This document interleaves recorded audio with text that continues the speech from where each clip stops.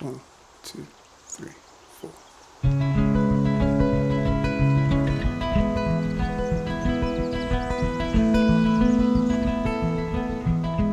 Hello my YouTube lovelies, and welcome to another episode in the build series. This is the second part of the flooring episodes. This one's called Hit the Floor. Just to recap from the last episode, just really quickly. So I continued with the theme of the walls and the insulation. So I did a thermo wrap covering of the metal floor, followed by the 25mm Quin Firm, followed by another layer of the thermo wrap, and then a laying of 9mm ply, which gave me a sacrificial layer of timber. And obviously underneath all of this there's the 2x1 timber to support it all.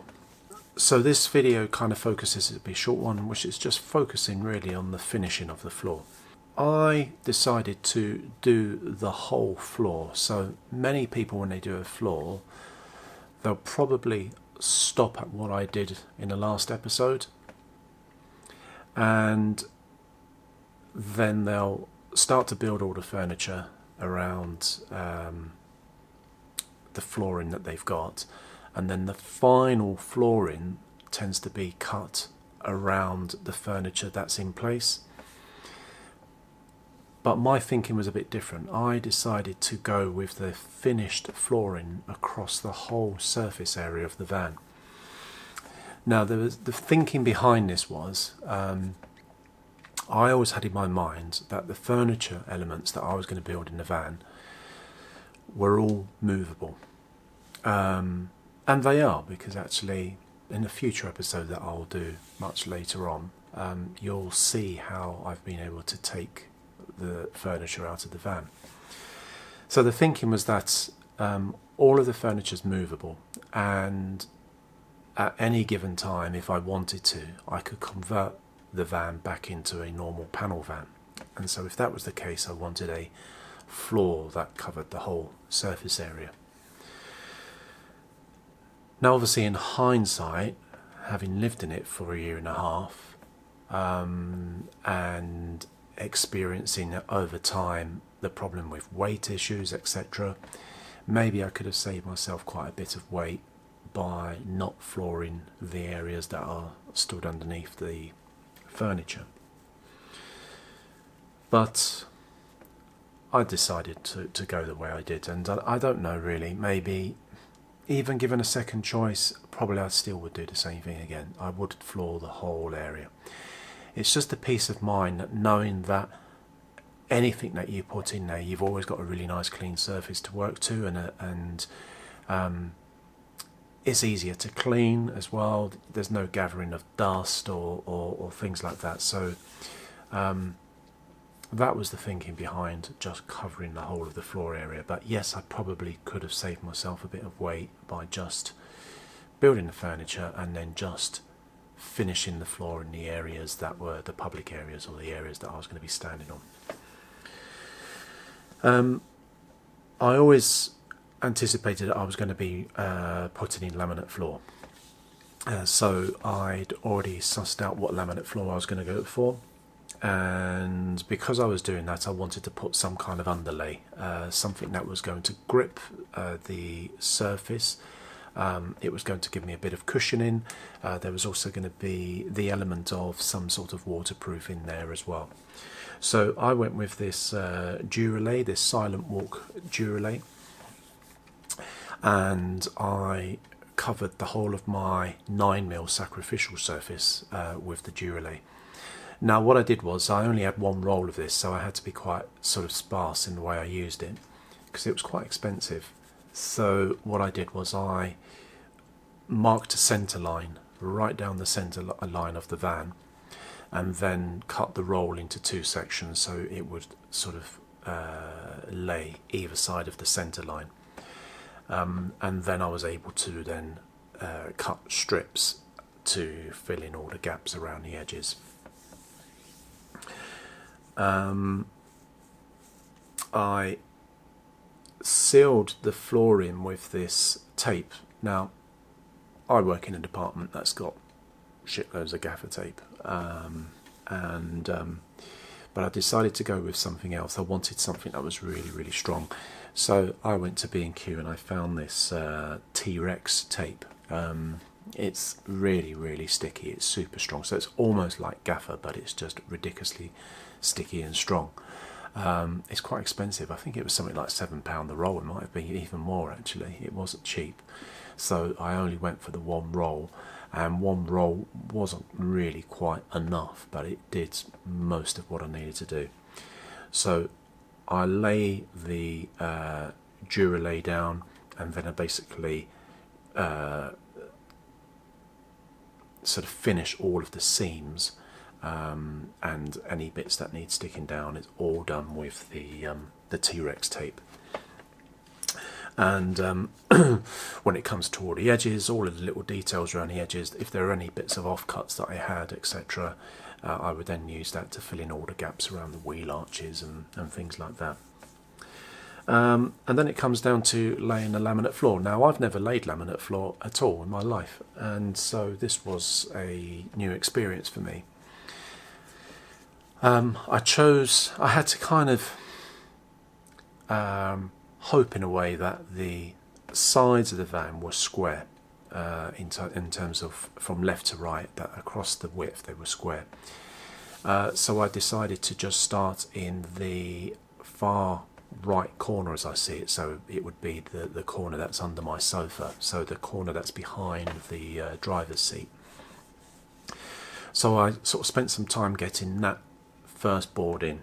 So I used a template, so an offcut of some ply that I had, and would fit it in, would draw, measure, and then cut with a jigsaw, and then go back to it until I got the angle right, because there is a slight angle from where the bulkhead is and the cargo hold on the floor. There is a slight angle there, and once I've got that angle right, then the first piece of laminate floor sticks in there.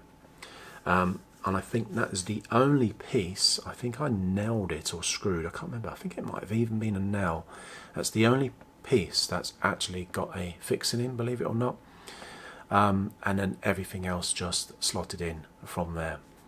The stuff is pretty good. It's fairly straightforward to use.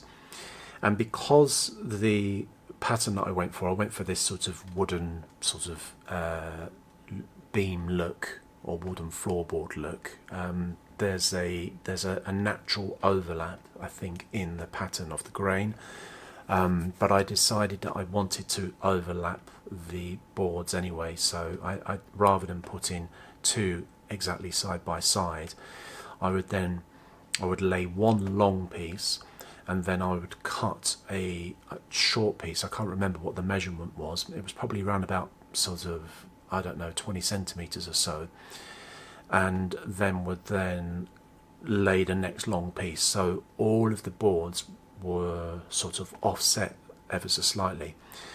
In doing so, what that meant was that where two long boards laid end to end where the join was, then there was always a board that would cover that join, and it looks really good. You can't see any of the seams at all, and it just meant that it just locked and interlocked really, really well. I took my time around the cutouts as much as possible, so around where the wheel arches were, so I sort of spent a little bit of time just measuring, making sure I had that right, and then I would draw it with pencil or Sharpie, and then would cut all of those little pieces out with jigsaw, and just continue. So once I did one side, I think I'll continue down the right hand side, around the wheel arch, all the way to the back door, and then just basically worked in strips from the front to the back, from the front to the back, and just each strip one by one, all the way down to until eventually I came to the very front left of the van, behind the passenger side, and then that was the most complex piece to cut out, which obviously has the step of the cargo hold. Took my time with the marking out of that, the jigsawing it out, putting it in, and then it just left me one last piece to go in. So I think I'd already done the back, and then the one last piece. Now that last piece was a real to get in, but with a kind of little jemmy bar that I had, I was able to just lever it right in, and that floor, I couldn't believe it. I didn't have to do any cutting of the lengths at all. It fitted perfectly within the widths of the boards that they came in, and that floor just fitted perfectly. The back end, I don't show you in this video, but the back end I then found a it's like a piece of metal strip which has got like it's like a corner piece with a piece of edging. So that's how I finished off the edge at the back, because I knew that I'd be coming in and out of the garage and the workshop, the sort of tool shop area that I've got within the back of the van. So I put a pretty heavy duty edging on that, so that there was going to be no sort of splintering and wrecking the edge of the floor. So the floor was quite a satisfying thing, to be honest with you, because once that went in, it really did make a world of difference. And as I said, the whole point of doing the floor is because you'll see in later episodes when I start to build the furniture, everything's built in a modular way that it all can come out. The flooring going in, I can't remember what the depth of those particular boards were, but the actual finished thickness of my floor, if you take the firmer, the quin firm, the firmer wrap again, then the 9mm ply, the Duralay, and then the laminate flooring, all of those layers came to approximately 5 centimeters in thickness. So I do lose the height in my van now because I've raised the floor by 5 centimeters, but the process of doing that and the results of having done that have been amazing. It's really comfortable to walk on. It's not ridiculously cold either, and I think it was worth going the extra mile to have that little bit of thickness there. Even though I've lost and sacrificed a bit of height in the van, I think it was worth it in the end, because I do have a really nice surface area, and it just means that under all of the areas, whether it be the garage, the tool shed, kitchen, underneath the sofa, there's always this nice finished clean area and an easy surface to be able to clean at any point. So I think doing the whole floor area, for me anyway, was the best way forward. So that's the end of this video. The next video is tackling the wall, or the walls. So that should be a relatively short video, and then it takes us on to Unlucky 13 for some, but a sort of almost end of season closer when I move out of my flat. So yeah, some exciting times ahead.